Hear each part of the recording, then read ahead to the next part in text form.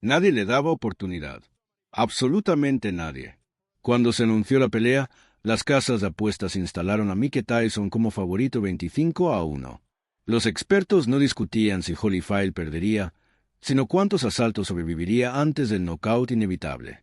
Los comentaristas hablaban de la pelea como una ejecución programada, un sacrificio de un excampeón de peso crucero ante el hombre más temido del boxeo. Holyfield había sido grande en su división natural. Había sido campeón indiscutido de los cruceros, había subido a los pesados y ganado títulos. Pero ahora tenía 34 años. Había perdido recientemente contra Riddick Bowe. Había tenido problemas cardíacos que casi terminaron su carrera. Y se preparaba para enfrentar a Mike Tyson, el hombre que había destruido a Michael Spinks en 91 segundos, el hombre cuyo nombre solo provocaba miedo visible en oponentes. Los médicos habían recomendado que se retirara. Los analistas predecían desastre. Sus propios admiradores temían por su seguridad. Evander Holyfield escuchó todo esto. Procesó cada opinión, cada predicción, cada expresión de duda. Y luego hizo algo extraordinario. Diseñó un campamento de entrenamiento específicamente calibrado para desmontar a Mike Tyson pieza por pieza. Lo que ocurrió en esos meses de preparación, lo que Holyfield construyó sistemáticamente mientras el mundo lo daba por muerto, es una de las historias de preparación más brillantes en la historia del boxeo. No fue suerte lo que sucedió esa noche de noviembre de 1996. No fue el declive de Tyson ni la edad alcanzándolo prematuramente. Fue el producto de un plan ejecutado con precisión quirúrgica.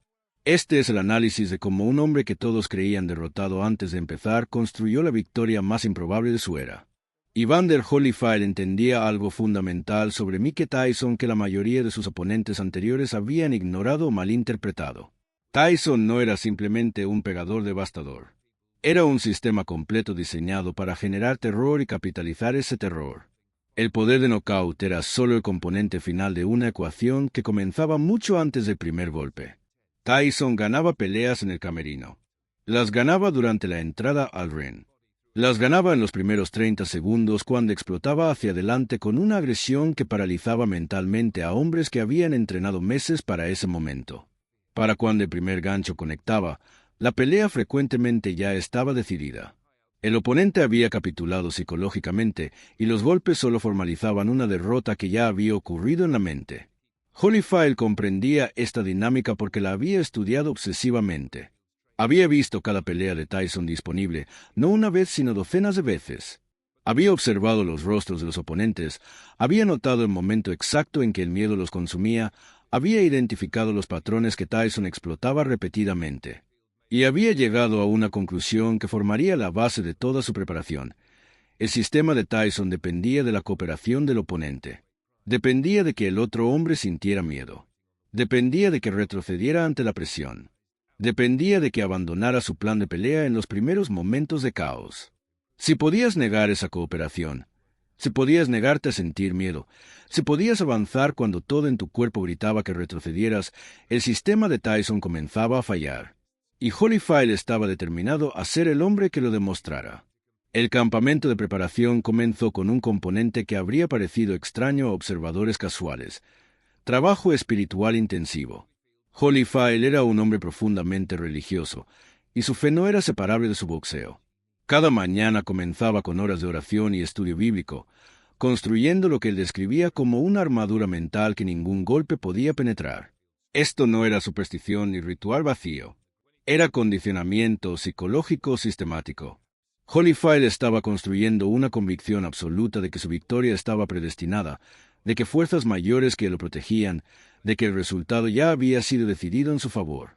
Esta certeza, cultivada diariamente durante meses, produciría la calma sobrenatural que mostraría en el ring contra el hombre más intimidante del boxeo. El entrenador Tim Hallmark diseñó un régimen físico que rompía convenciones del boxeo tradicional. Mientras la mayoría de campos de entrenamiento de la época enfatizaban el trabajo cardiovascular extensivo y el sparring como pilares centrales, Hallmark construyó un programa basado en ciencia deportiva avanzada que pocos en el boxeo estaban utilizando. El centro del programa era el entrenamiento de fuerza funcional. No las máquinas de gimnasio convencional que aislaban músculos individuales, sino movimientos compuestos que desarrollaban potencia integrada del cuerpo completo. Sentadillas pesadas, peso muerto, movimientos olímpicos modificados, ejercicios pliométricos que desarrollaban la capacidad explosiva que Holyfield necesitaría para igualar la potencia inicial de Tyson. Holyfield llegaba al gimnasio de pesas a las 6 de la mañana, 3 veces por semana, para sesiones que habrían destruido la mayoría de atletas. El volumen era alto, las cargas eran pesadas, la intensidad era máxima. Pero la recuperación era igualmente enfatizada, con Hallmark monitorizando constantemente señales de sobreentrenamiento y ajustando el programa según la respuesta del cuerpo de Holyfield. El propósito era específico. Holyfield necesitaba ser físicamente capaz de resistir la presión inicial de Tyson sin ser movido hacia atrás. Necesitaba tener la fuerza para mantener su posición cuando Tyson intentara intimidarlo físicamente. Necesitaba poder absorber golpes al cuerpo sin que su base se comprometiera. El trabajo de pesas construía exactamente esa capacidad. Pero había otro elemento crucial. Holyfield estaba construyendo durabilidad que le permitiría mantener su potencia en asaltos tardíos. Tyson era notoriamente menos efectivo cuando las peleas se extendían más allá de los primeros 4 o 5 asaltos. Si Holyfield podía sobrevivir la tormenta inicial y llevar la pelea a aguas profundas, tendría ventaja significativa. El programa de fuerza estaba diseñado para asegurar que Holyfield tuviera reservas cuando Tyson comenzara a vaciarse. El trabajo cardiovascular seguía principios similares de especificidad. En lugar de carreras largas de ritmo constante, Holyfield corría intervalos que simulaban el patrón de una pelea de boxeo. 3 minutos de intensidad alta seguidos de 1 minuto de recuperación, repetido una y otra vez. Este protocolo desarrollaba exactamente el tipo de resistencia que necesitaría, la capacidad de explotar repetidamente con descansos mínimos entre explosiones. Las carreras incluían trabajo en colinas que desarrollaba potencia de piernas adicional y resistencia mental. Holyfield atacaba las pendientes como atacaría a Tyson, sin vacilación, sin reducir velocidad, con agresión constante. Cada colina era un round contra Tyson en su mente. Cada llegada a la cima era una victoria parcial que construía confianza para la guerra total que vendría. El sparring fue diseñado con intención quirúrgica. Holyfield no buscaba compañeros que lo hicieran verse bien. Buscaba compañeros que replicaran los problemas específicos que Tyson presentaría. Bobby CZYZ, ex campeón de peso semicompleto, fue traído para simular el movimiento de cabeza y el estilo pecabó de Tyson. CZYZ estudiaba cintas de Tyson diariamente y luego intentaba replicar sus patrones en el sparring. Los ángulos de entrada de Tyson, su timing de contraataque, sus tendencias defensivas, todo era simulado lo más precisamente posible. Michael Moorer, quien había noqueado a Holyfield anteriormente, fue traído para proporcionar resistencia de nivel de campeonato mundial. Moorer era zurdo, diferente a Tyson estilísticamente, pero proporcionaba el tipo de peligro real que Holyfield necesitaba enfrentar regularmente. No había rounds fáciles cuando Moorer estaba en el ring. Otros compañeros fueron seleccionados específicamente por su disposición a presionar agresivamente desde la primera campana. Se les instruía a no respetar a Holyfield, no darle espacio, atacarlo constantemente. Esto era exactamente lo que Tyson haría, y Holyfield necesitaba que su respuesta a esa presión fuera automática, no pensada. Lo que emergía de estas sesiones era un plan de pelea contraintuitivo que contradecía lo que la mayoría de expertos esperaban. La sabiduría convencional sugería que Holyfield debería boxear desde afuera, usar su jab, mantenerse en movimiento, evitar intercambios en corta distancia donde el poder de Tyson era más peligroso. Holyfield rechazó esta estrategia completamente. Su plan era exactamente lo opuesto, avanzar hacia Tyson, presionarlo, pelear adentro donde Tyson supuestamente era más peligroso. Convertir la pelea en una guerra de desgaste en lugar de un concurso de habilidad. La lógica era brillante en su simplicidad. Tyson dependía de que sus oponentes retrocedieran. Toda su mecánica de ataque estaba diseñada para perseguir hombres que huían. Cuando avanzaba un hombre que le devolvía presión, Tyson entraba en territorio desconocido. Sus ángulos no funcionaban igual. Sus entradas se volvían predecibles. Y crucialmente, su ventaja psicológica se evaporaba. Holyfield practicó esta estrategia incansablemente durante el campamento. Avanzar, avanzar, siempre avanzar.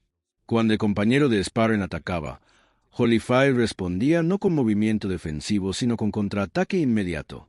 Cuando el compañero intentaba presionar, Holyfield presionaba más fuerte. Era una estrategia de dominancia total, de refusar ceder un centímetro de espacio físico o psicológico. El trabajo de clinch fue particularmente enfatizado.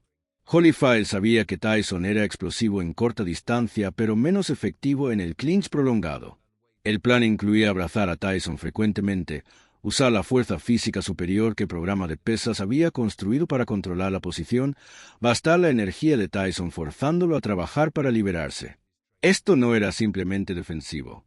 Era ofensivo disfrazado de defensa. Cada clinch le costaría a Tyson energía.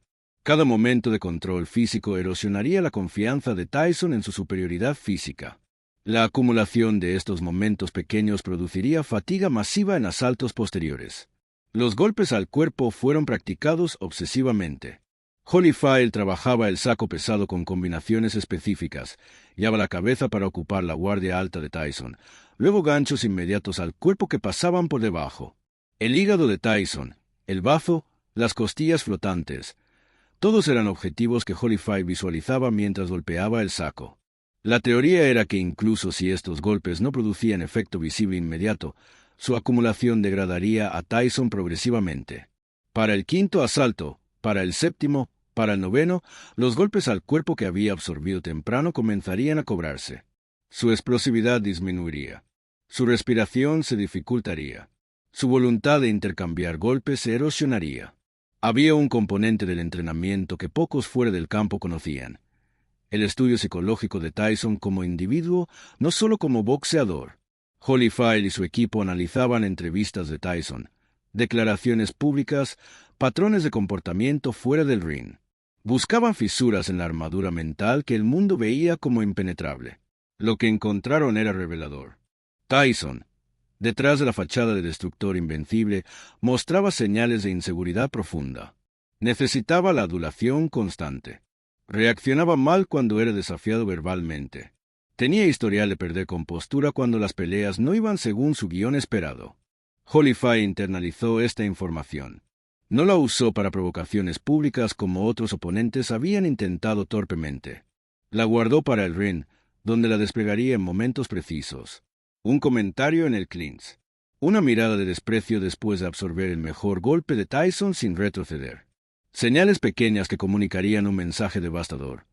No te tengo miedo, y tu mejor esfuerzo no es suficiente. Los días finales del campamento vieron una reducción gradual del volumen de trabajo, pero un aumento en la intensidad específica. El cuerpo de Holyfield estaba siendo afilado como cuchillo, llevado al pico de rendimiento para la noche exacta de la pelea. El sparring disminuyó para evitar lesiones o fatiga residual. El trabajo de pesas se redujo a mantenimiento. Las carreras se acortaron, pero el trabajo mental se intensificó. Holyfield pasaba horas en visualización detallada.